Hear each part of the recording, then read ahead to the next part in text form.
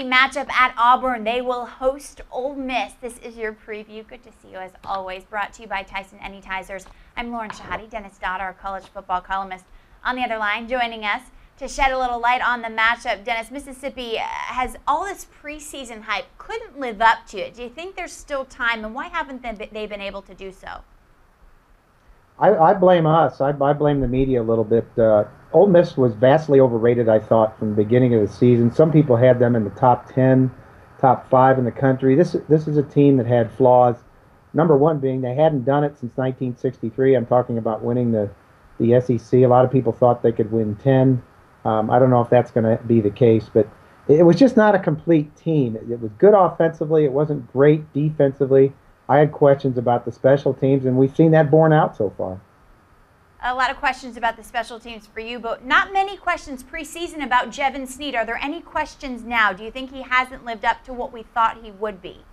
He has not overall lived up. He had a great game last week against Arkansas, but before that, against Alabama, he was exposed. His mechanics are bad. He hasn't been throwing well. I think some of that is a protection issue with the offensive line. But remember this, before the season, Jevin Sneed was probably the #1 pro choice at quarterback out of the SEC. That may still be the case, but I think he's hurt himself vastly in the draft because of his performance this year. Let's talk about Auburn starting at 5-0, losing their last 3, not being able to score the way they used to. What went wrong there? Well, I think it was just reality. I mean, if you look at the beginning of the schedule, they played Mississippi State, Louisiana Tech, won a shootout with West Virginia, who turned the ball over a lot. Tennessee, when they played them, was a very flawed team. They'd gotten better. Then they get into the heart of their schedule, Arkansas, Kentucky, LSU. You know, you're not going to keep running roughshod over these SEC teams with that offense. And I think you've just seen it. I think teams have been able to scheme them. It's a pure, spread option type deal. It's pass-based. That's very dangerous in the SEC. Florida runs the same thing, but it's balanced. It's almost run-based because Tebow runs all the time. This is a very finesse, pass-based offense, and it's having trouble adjusting to the SEC.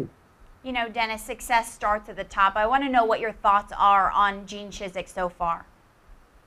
I think overall, smashing success. Now, Auburn people are upset at this 3-game losing streak, but I think, given the fact that he was booed on the tarmac, if you remember that when he flew into town, a 5-19 coach out of Iowa State.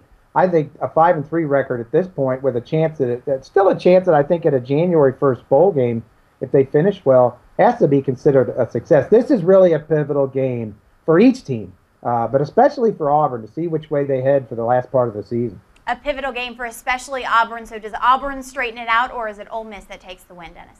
Well, I think Ole Miss because of their momentum right now. They figured a lot of things out against Arkansas. And don't forget, this is very personal, again, for Houston Nutt playing his old offensive coordinator, Gus Malzahn, who's now at Auburn, who's having, as we mentioned, having trouble offensively running this thing. I think it still gets personal. Houston gets up for these type of games. I think it's Ole Miss. 12:21 p.m. Eastern Saturday. Thanks for watching the preview, brought to you by Tyson Anytizers, the meaty good man snack. We'll talk to you real soon.